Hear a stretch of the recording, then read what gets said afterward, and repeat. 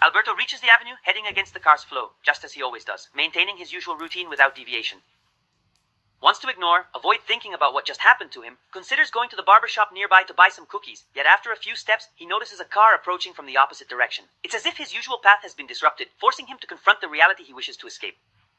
He reached the curb and paused a few meters away, noticing someone in the driver's seat of the approaching car. It was the Black Shadow. Alberto turned around and thought about going down the avenue instead of going up. No, that's not very good. He wanted to get closer to the car and face the shadow, but he couldn't either. He ran as fast as he could. When he got to the corner, he crossed the street and almost hit a motorcyclist. He ran into the barber shop. And behind the screen was the Black Shadow.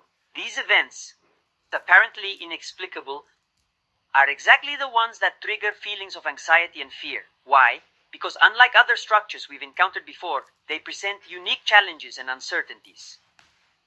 To attempt to unravel something we know has already occurred. Conversely, it involves deciphering, and perhaps failing to decipher, something unfolding in the present. It is, in a sense, contemporaneous with the events being narrated, making it a unique challenge as it is not yet fully understood or explained. Throughout the text of the narration, the story's conclusion ties back to its start, implying that, much like in numerous horror films, this is a case of a mysterious disappearance, leaving the audience in suspense.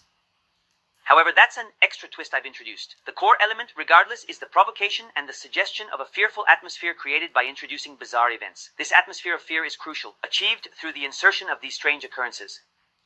We might view this story as an analytical framework, offering deeper insights.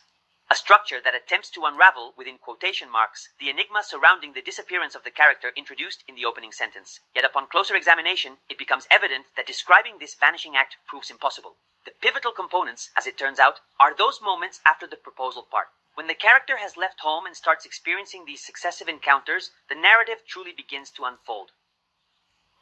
With this strange presence, this black shadow that worries him and chases him, and that, for the same reason, triggers this chain of unsettling emotions. The key is to observe how it is managed, revealing the underlying dynamics at play. This feeling, how we discover events that, when added, reveal more to our base story. Trigger this reaction of restlessness and unease. This is how the exercise can be executed. It allows us to explore and understand the underlying dynamics at work. One way to change the usual story is by turning it into a comic narrative. This approach offers a fresh perspective and can add depth to the familiar tale. Here, it's about introducing additional events to consider how our character might react to their environment, prompting new perspectives and insights into their behavior. However, in this instance, the reactions will not involve anxiety, anguish, or mystery, but rather something different. Instead, they will evoke laughter. The events he encounters will not be shrouded in mystery, but will be amusingly absurd and ridiculous. And in that ridiculousness, something about who our character is, their flaws, and the qualities they possess, revealing their true nature and imperfections. Unpleasant or disadvantageous situations can lead to criticism and laughter, highlighting flaws and imperfections in a humorous manner. Let's suppose that this new version of the story starts with my basic example, suggesting a kind of anticipation, saying that this version of me, this character, is going to leave his house, but not just for a walk, but because he has a date. He has arranged to meet a loved one, and in fact, he is already late. He has to arrive soon. The character, me, I leave in a hurry.